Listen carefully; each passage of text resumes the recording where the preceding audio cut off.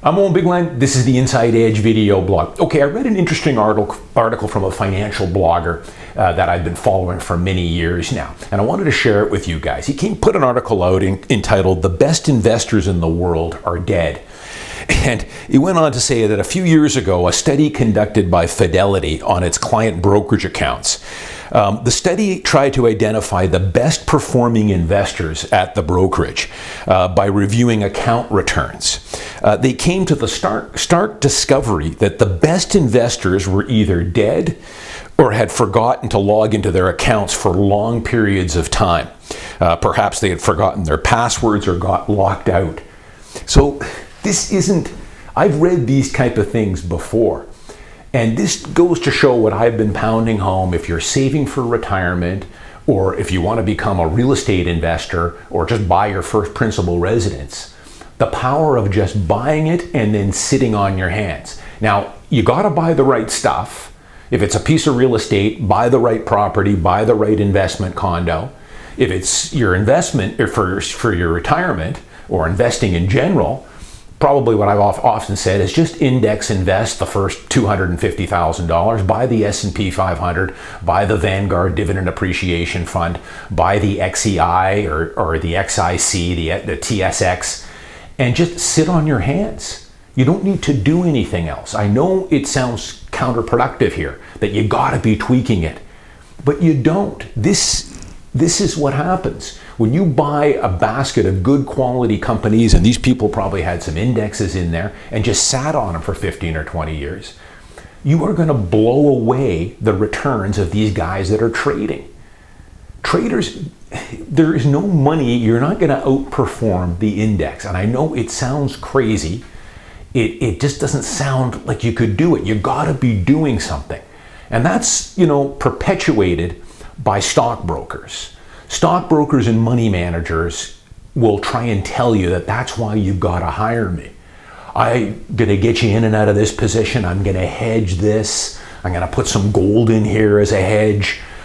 All these fancy things to charge you the outrageous commissions, when all you've got to do is buy a basket of good quality companies, buy the best, the Apples, the Johnson & Johnsons, the Visa, the Costco, the Home Depot, Bristol Myers, buy the S&P 500, buy the Dow, buy the TSX, and that's all you need to do.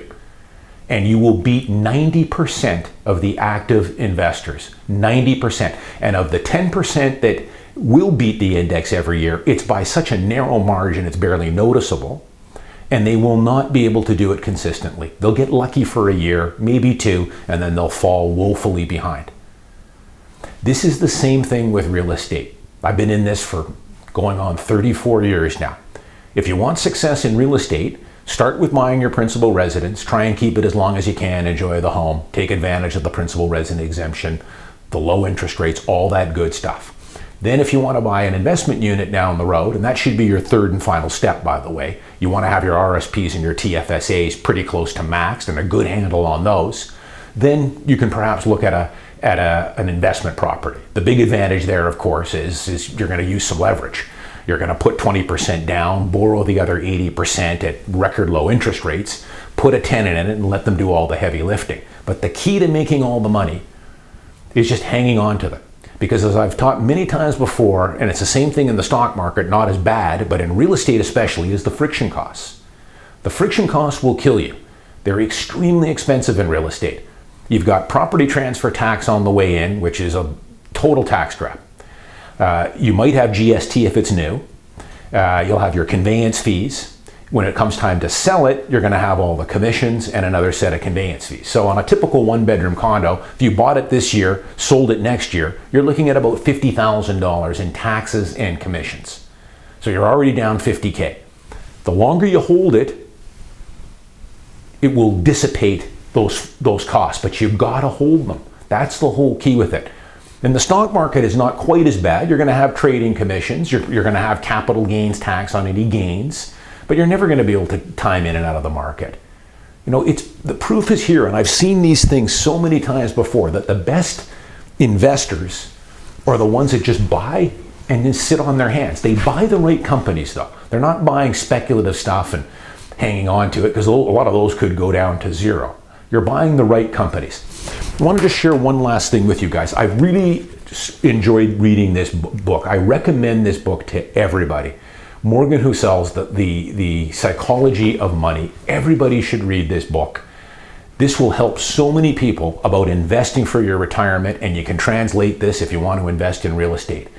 It's all about just buying the right stuff and hanging on to it. You're not going to outsmart the market. Forget about this endless stream of analysts and predictions, and interest rates are going to go up, and housing starts, and mortgage foreclosures, and mortgage deferrals. You're wasting your time with all of this stuff. I don't pay any attention to it. You shouldn't either.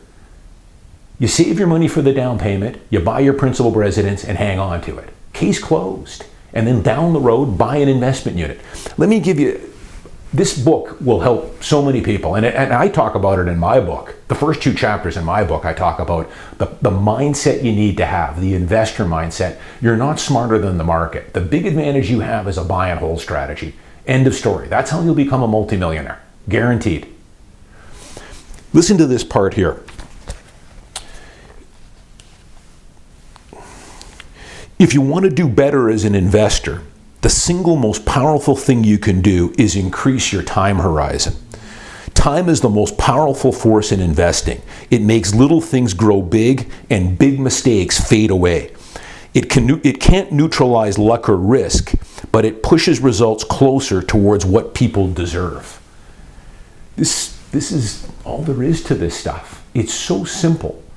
But I know why people get so confused, because they're watching investment shows, or they're watching some guy in his basement on YouTube telling you that the market's going to crash, get out, Vancouver market's going to crash. You know, the mainstream media plays into all of this, as I've said before. Don't let the facts get in the way of a good story. You know, market's going to crash, exodus out of the city. It makes for good headlines. It's all clickbait. The only thing you need to focus on is the long term, and that's what this book will pound home for you.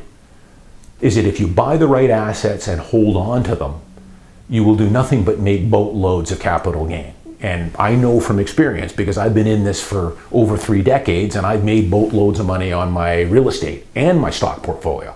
I've had a lot of bad, ugly years along the way, but that's the price you pay if you want those superior returns over the long term. You have to get that through. The stock market isn't rigged. The real estate market isn't rigged. It works exactly the way it should.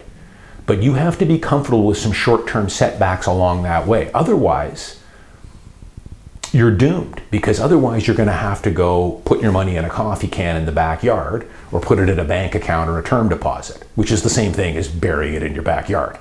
You're earning 1% and inflation's running at 2.5%. You're losing money on it every year. Pretty simple formula. Buy and hold. The world's best investors, at least at Fidelity, some of the best performing accounts in there were dormant.